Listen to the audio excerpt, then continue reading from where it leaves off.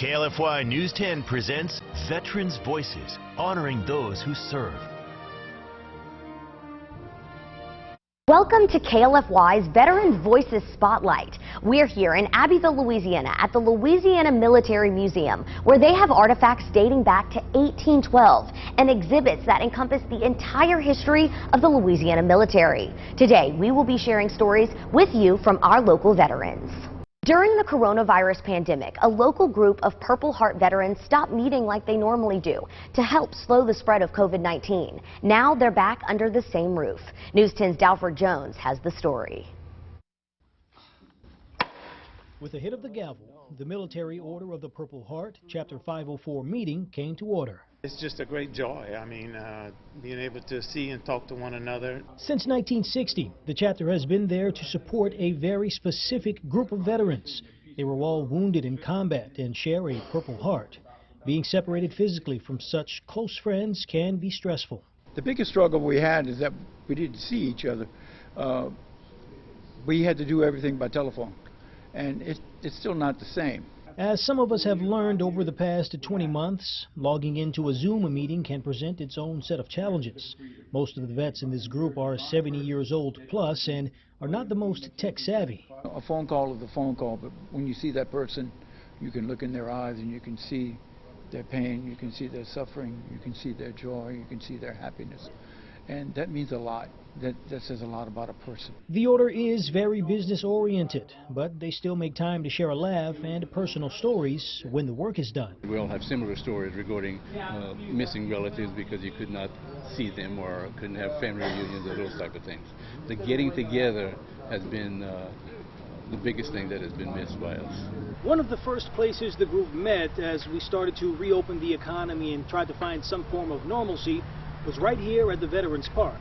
There's a special monument here, the Purple Heart Monument, that pays a special respect to our servicemen and women who were wounded, and some even paid the ultimate price and were killed in combat. It's one of the few places locally that pays that type of respect, but now I'll get to pay some respect too. Commander Crowley gave me this Purple Heart supporter pin that I'll now get to wear in honor of my grandfather, who was wounded in the Korean War. For Veterans Voices, Dalford Jones, KLFY News 10. Coming up, a Lafayette veteran remembers the dangers of parachuting out of airplanes during his time in the service. A Lafayette native is recalling his time in the U.S. Army Airborne as a time that helped shape his future. News 10's Sylvia Masters shares his story. I landed in the power lines. We jumped at 2 o'clock in the morning. You couldn't see nothing, but when you jump, we jump from 500 feet, and there's tracer rounds you see flying, you hear gunfire and all that going off, and then you give your position away when you land in the power lines, and the power lines just cake together, just start sparking and sparking and sparking. I figured I was being shocked, picture myself like a cartoon character, just a skeleton in the dark, but I wasn't getting shocked, it ripped the helmet off my head and had me dangling upside down from the power lines, and then I was able to cut myself loose, get down, and be totally lost. Where am I? Mark Malasaw recalls his worst combat jump he ever experienced in 1989, a 30-day exhibition to capture Panamanian leader Manuel Noriega. He says when the plane started taking gunfire, they diverted, and Malasaw and his fellow paratroopers were forced to jump into the trees instead of landing in the airfield. Panama was a paratroop experience. When I wasn't airborne until I got to Fort Bragg. When in Germany, I was just we call them legs. I was infantry. But and then when I got to Fort Bragg, I went to jump school at Fort Benning, for 2.5 weeks, and then went to back to Fort Bragg to Special Forces. And when I left Special Forces, went to the 82nd, and that's when I got out. Malasaw started in the National Guard in 1983 in the 256th Brigade. He served over a year and then decided to go active duty. He was sent to Fort Polk for a year, then Germany for the next 2 years. But Germany was a great place to the camaraderie over there, the cohesion of the fellow troops. It was unbelievable, these guys, because they have no place to go, other than, no family anywhere around there. So you became have a close-knit family, and then got to travel, everywhere I could in Europe. And I left for Germany, went to Fort Bragg, and I went through Special Forces at Fort Bragg. Fort Bragg, North Carolina is where Malasa says he met his wife on a weekend getaway. They've now been married for 30 years. I was up for re-enlistment. She said, if you re-enlist me, we can't, we were just dating. She said, we can't continue. So I didn't re-enlist. I got out, we got married and had four great kids with her.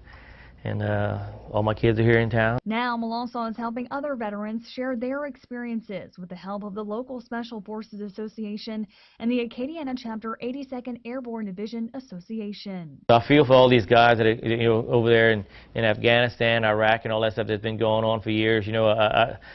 PTSD is real, but you can get over it. You just talk it out. That's what, you get into a little organization. There's always somebody who's willing to talk, want to hear you. So once you let it out, it becomes easier.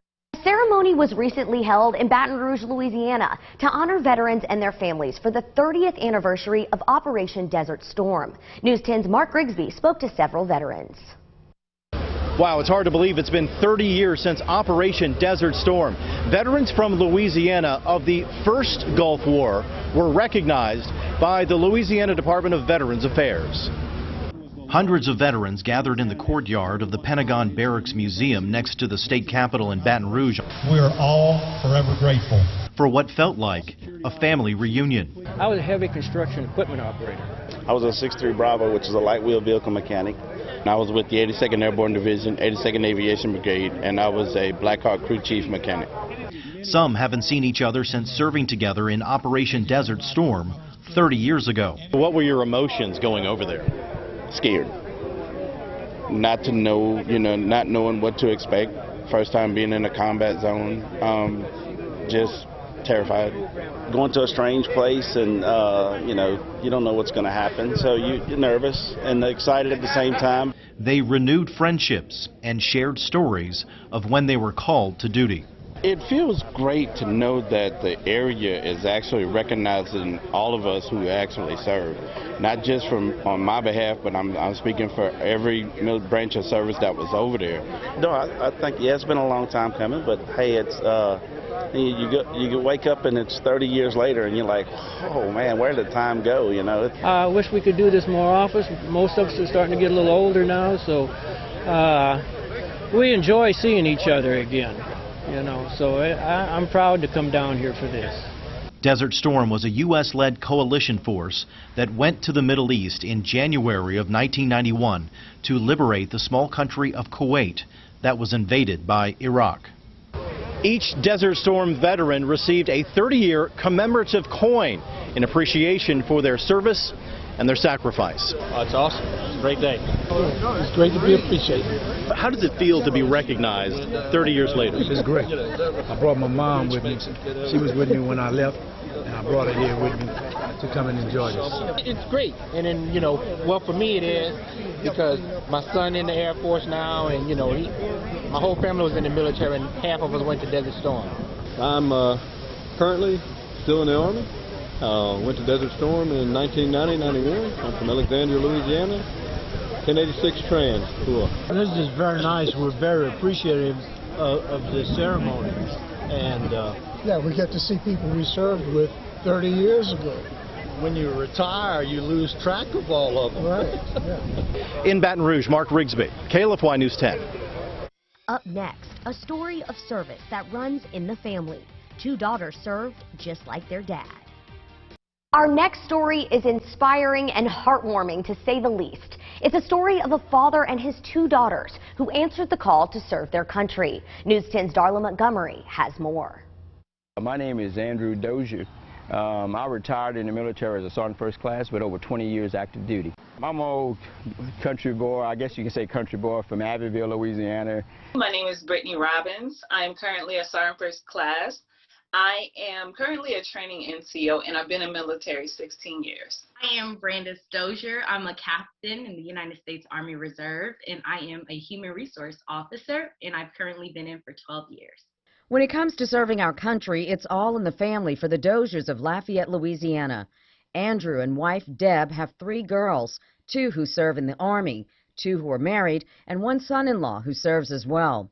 Seeing these beauties in their chic styles and all made up, one would never guess they are in the military, a captain and a sergeant first class. I did not anticipate that any one of my daughters would join. His footsteps, because he's definitely, he's my role model. As I get older, I can honestly say, like, my dad is my best friend. So Andrew Dozier is just this kind, driven, you know, he is truly the rock, you know, one of the rocks of the family. You know, we can't leave my mother out. And that's because of all the values their parents instilled and the Army reinforced, values Dozier preaches and lives. The honor, respect, duty, personal courage, selfless service, and integrity. And I'm so proud of both of them for serving, and they just giving back. And so I really, I'm just delighted to have them follow in my footsteps. It's clear Dozier is proud of his daughters while they beam with pride talking about their dad and this incredible bond they all share serving our country.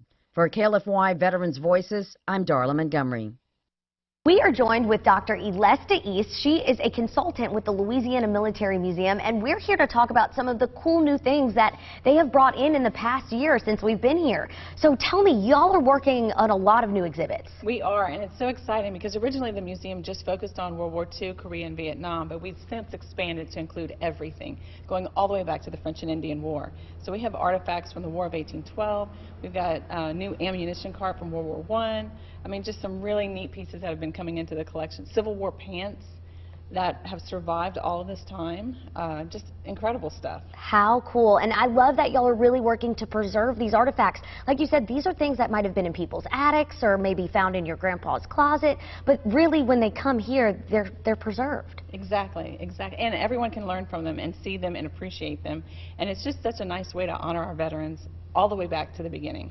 I know y'all wanted this space to be very inviting for veterans and their families. Y'all have an upcoming event. Yes, we do. It's the first annual Veteran Heritage Festival, and we will be honoring our veterans by having living history encampments that will represent all the different time periods that we were involved in Louisiana. And they'll set up their campsite, they'll have their uniforms, the weaponry, the food, all that sort of thing to represent those different time periods.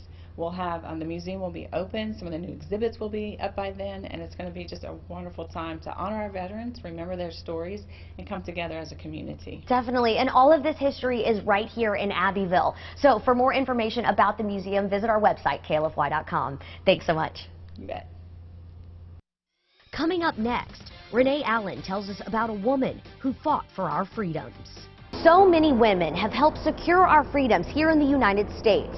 We meet a mother of 4 from Iota who is a World War II veteran. News 10's Renee Allen shares her story. 99-year-old Irma Boulay-Dorfin of Iota is a World War II Army Nurse Corps veteran. Dorfin graduated from nursing school in Texas a short time later. She enlisted in the service. She was part of the 127th General Hospital Unit. She was 20 years old at the time. Everybody was together and thinking of each other and trying to take care of the other person, so it was all okay. Dorfin was stationed throughout England and France. Her unit would go out and set up medical wards and triages along the way. I'm up in the back of the trucks and just ride wherever we were going. If it was too far, we did ride a train a time or two. Her unit, the 167th, again was out of Texas. The group's insignia, of course, was the longhorn of a cattle. People started bringing animals to them, believing them to be veterinarians. We turned them around, of course. We had a lot of GIs to help us. She remembers a time in England when the nurses had to transform a church that was taken over by the Germans and turn it into a medical facility. And everything went out through the windows. Because the Germans had been there, we didn't know what they had left for us. Dorfin says they were too young to be afraid. I mean, we may have had 30 in one ward. So it was interesting. In fact, a POW, a prisoner of war, made this uniform for her. Another memory for Dorfin, her brother, who was in the Air Force. They had an unexpected reunion because they were in France at the same time. I had a cigarette and an ashtray and just working away, and I looked up and there he was. And he must have weighed 300 pounds. Huh, This is a fine state of affairs. That was 70+ years ago. A lifetime for some, but a forever memory for her. Yes, me and anybody else that was with me would have done it all over again. Oh, yeah. Renee Allen, KLFY News Tip. Thank you for joining us for KLFY's Veterans Voices Spotlight from here at the Louisiana Military Museum in Abbeville, Louisiana. For more information on our local veterans and the museum, you can visit our website, klfy.com.